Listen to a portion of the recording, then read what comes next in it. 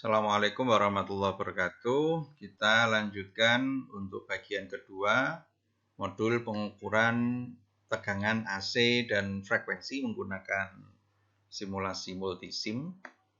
Jadi kita kalau sebelumnya menggunakan sumbernya adalah AC power RMS, di sini nanti kita menggunakan sumbernya adalah AFG ya, Agilent Function Generator.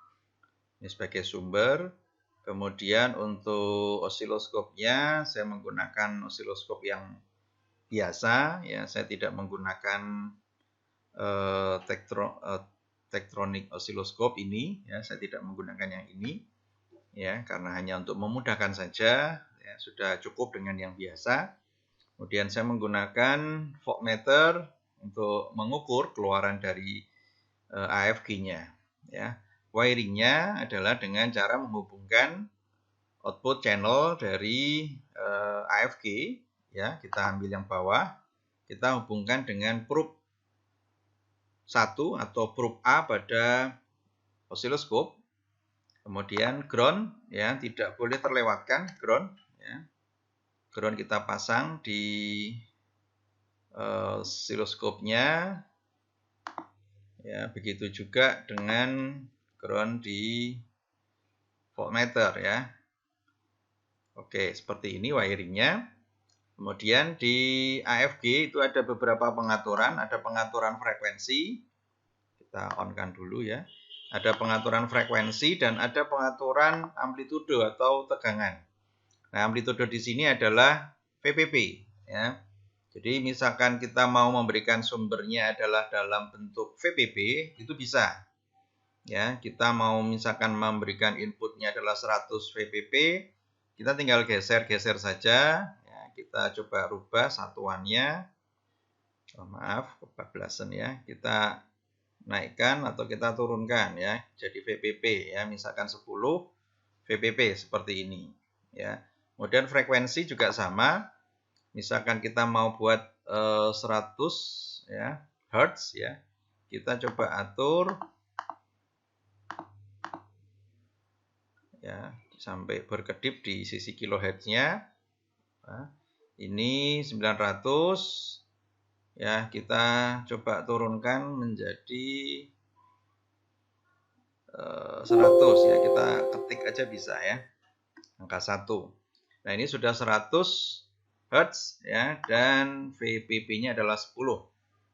Nah, kemudian kita coba double klik ya, kita tata dulu untuk indikator masing-masing alat ukur ya. Oke, kemudian untuk voltmeter pastikan dia ada di AC. Baik, kita running. Ya, saya reverse supaya tampilannya lebih mudah diamati. Ya, kalau diperhatikan di sini kita coba ke VPP dulu ya untuk membandingkan dengan yang sebelumnya. Jadi kalau kita menggunakan sumbernya adalah VPP, bentuk sinyalnya pasti bagus ya. Pasti bagus karena dia akan merepresentasikan puncak dan lembahnya itu selalu proporsional ya, selalu sesuai dengan tinggi puncak lembahnya atau puncak VPP-nya ini, tinggi gelombangnya ini. Jadi itu kelebihan kalau sumbernya menggunakan VPP. Nah, kalau dilihat di sini dia ada dua kotak ya, dari puncak ke lembah. Ya, kemudian di sini pengaturannya adalah 5 ya. 5 dikalikan 2 kotak ya, 5 dikalikan 2 div adalah 10 ya, 10 VPP. Jadi sesuai. Ya. Tetapi nanti pengukuran di voltmeter berbeda ya. Nanti ada ketentuannya. Kenapa kemudian ini terukurnya 3,5 sekian volt ya. Sebenarnya ada mekanismenya untuk merubah itu. Kemudian ya, yang kita bahas hari ini adalah tentang frekuensinya. Nanti kalau waktunya cukup kita bisa kembali ke pengukuran tegangan. Baik, kita ke frekuensi. Di sini frekuensinya adalah 100 Hz ya, dan pengaturan time per div saya adalah 10 milisecond per div ya. Itu artinya satu periode, satu gelombangnya. Di sini ada satu kotak, persis satu kotak. Ya, kenapa saya pakai osiloskop jenis yang ini? Karena untuk horizontalnya dia bar skalanya terlihat detail ya. Nah, kita coba melakukan perhitungan. Jadi saya menggunakan MSW juga ya. Ya, oke ya. Nah, ini tabel yang nanti kita bisa isi. Jadi tampilannya seperti ini. Coba saya jelaskan dulu.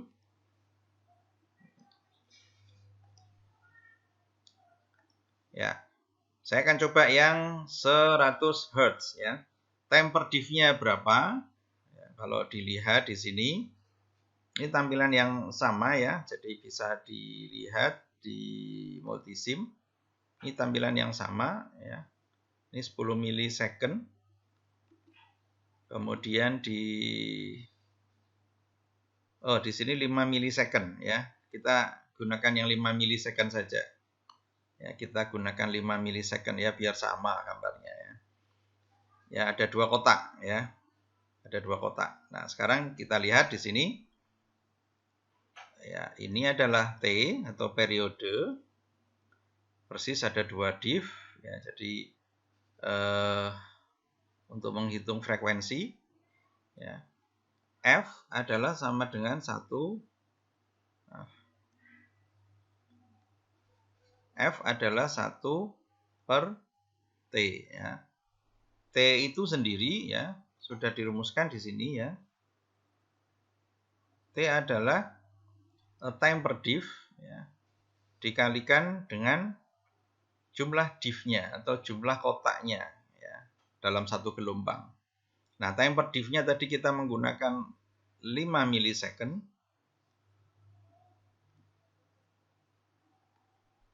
Kita kalikan dengan 2 diff atau 2 kotak. Ya, ini diff-nya bisa kita coret ya kalau seperti ini. Hasilnya adalah 10 milisecond. Nah, F ya tadi sudah ada ya 1 per T, jadi 1 per 10 milisecond ya. Milisecond itu langsung kita rubah dikalikan dengan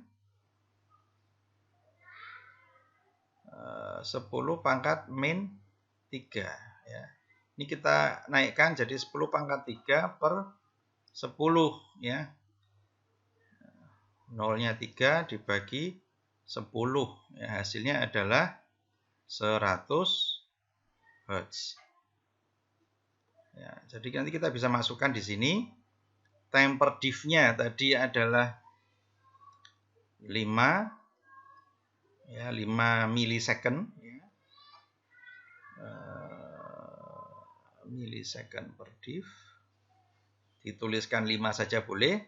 Jumlah diff-nya ada 2 diff, ada 2 kotak ya. Kemudian periodenya T-nya ini itu adalah 10 milisecond atau 10 kali 10 pangkat min 3 ya, boleh dituliskan milisecond. Kemudian frekuensinya 100 Hz ya. Nah, gambarnya nanti kita buat ya, capture gambar yang tadi ya. Jadi gambar ini kita bisa capture ya. Kita ambil gambar gelombangnya saja dengan pengaturan time per diff-nya, bisa nanti di capture. Kemudian kita kasih keterangan, misalkan itu gambarnya adalah gambar berapa? 3.2 misalkan ya, kita bisa menggunakan penulisan caption seperti ini. Ya, jadi itu adalah cara untuk menghitung frekuensi dari output AFG menggunakan osiloskop. Nah, kembali ke yang tegangan tadi. Jadi kita akan coba bahas sedikit yang tegangan. Jadi di tegangannya tadi kita menggunakan amplitudenya adalah 10 VPP. Kita ada 2 kotak, persis ada 2 kotak. Jadi kalau kita lihat, saya sudah mencoba untuk menggunakan beberapa rumus ya. Jadi kalau misalkan kita pengen tahu ya tegangannya itu sebenarnya berapa begitu, bisa dikatakan yang dicari itu adalah VRMS-nya ya, atau tegangan sumbernya. Nah, ini nanti sama dengan tegangan pada multitester atau dari voltmeter AC ya. Di sini sudah ada ketentuan ya. Kalau menggunakan VP kita gunakan rumus yang ini saja. Jadi sama dengan ya VRMS sama dengan VP dikalikan 0,707. Nah, VP-nya berapa? Ya, VP itu adalah setengah dari VPP. Ya, jadi kalau kita lihat tadi gambar yang tadi ini, ya ini adalah VP. Kalau VPP berarti dari bawah ke atas, ya dari puncak ke lembah. Ya. Di sini kita bisa perhatikan nilai VP-nya adalah karena tadi ada satu kotaknya 5 volt ya. Kita bisa lihat di sini berarti kalau separohnya dari VPP itu adalah VP, berarti kalau tadi 10 volt ini adalah 5 ya, karena ada separohnya ya, 5 ya, volt dikalikan 0,707. Hasilnya berapa? Kita coba gunakan kalkulator saja. 5 dikalikan 0,707. Hasilnya adalah 3,5.